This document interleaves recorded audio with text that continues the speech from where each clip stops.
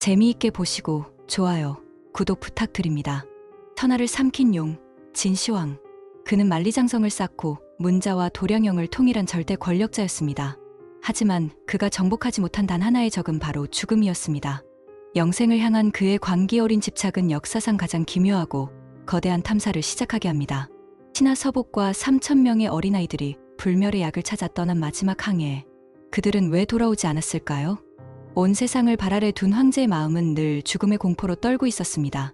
그는 불멸의 삶을 위해 나라의 모든 방술사를 궁으로 불러들였죠.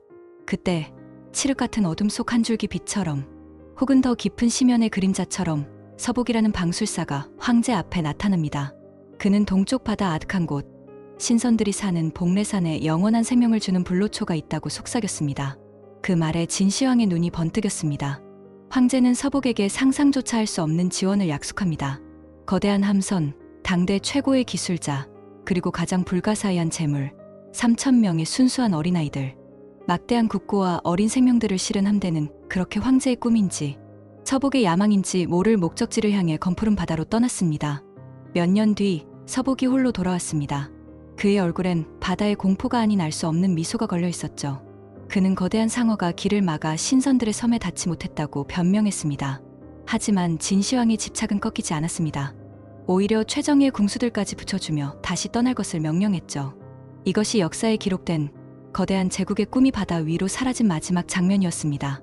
진시황은 그들을 기다리다 결국 불로초가 아닌 영생의 약이라 믿고 마셨던 수은에 중독되어 허무하게 세상을 떠났습니다. 그렇다면 서복과 3,000명의 아이들은 정말 바다의 재물이 된 것일까요?